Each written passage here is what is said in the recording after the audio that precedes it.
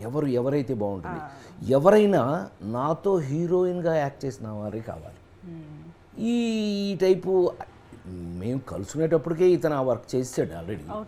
చేస్తే సార్ మీకు సర్ప్రైజ్ అన్నాడు. ఏంటి సర్ప్రైజ్ అన్న? మీకు సర్ప్రైజ్ అన్నాడు. నాకు సర్ప్రైజా? నాకేం సర్ప్రైజ్ అన్న అంటే, మీరు యాక్ట్ చేసిన హీరోయిన్లో మీతో మీకు సంథింగ్ స్పెషల్ తీసుకొస్తాం. స్పెషల్ ఎవరది అన్న అంటే, లేడీస్ టైలర్ అన్నాడు. వైవిజయ కాదండి, కాదు సార్. ఎవరు? దీప కాదండి, అర్చన అన్నాడు. దెన్ ఐ వాస్ నిజంగానే ఆశ్చర్యం వేసింది నాకు. పవన్ ఫోటో చూపించాడు, ఇప్పుడు లేటెస్ట్ ఫోటో అంటే వెరీ గుడ్.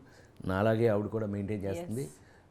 అంత సీరియస్నెస్ ఉన్న ఆర్టిస్టే, కమిటెడ్ ఆర్టిస్టు, ఏదైనా అనుకుంటే చేస్తుంది అనుకుని అయితే ఆవిడ చూసుకోండి జాగ్రత్త మాట్లాడిన అంటే ఆల్రెడీ వెళ్ళారు, మాట్లాడారు.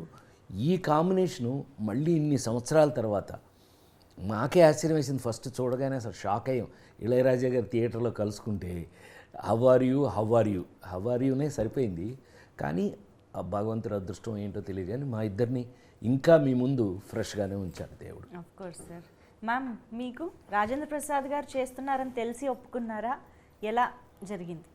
రాజేంద్ర ప్రసాద్ గారు ఉన్నారంటే మాత్రమే ఒప్పుకున్నారా ఈ సినిమాకి. ఇళయరాజా గారు ఉన్నారు అని అంటే మాత్రమే ఒప్పుకున్నాను. ఎందుకంటే మా ఇద్దరికి ఆయన ఒక పెద్ద పిల్లరు. అవును.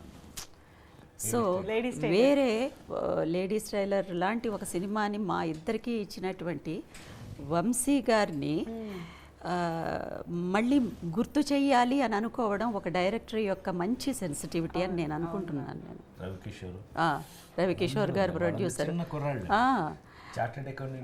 అది వాళ్ళు పాకెట్ మనీ పెట్టి తీసిన సినిమా లేడీస్ టైలర్. సో ఈ కాంబినేషన్ చాలా ఎక్స్క్లూజివ్గా వీళ్ళు డిజైన్ చేస్తున్నారు. తోటా తరణి గారు, మన ఇళయరాజా గారు, రాజేంద్ర ప్రసాద్ గారు, అర్చన, ఇలా అర్చన నేను బెటర్ ఫీల్ అయింది ఈ సినిమాలో. నీతో ఎప్పుడు చెప్పలేదు నేను. మనకి తగినటువంటి క్యారెక్టర్స్, తగినటువంటి కథ.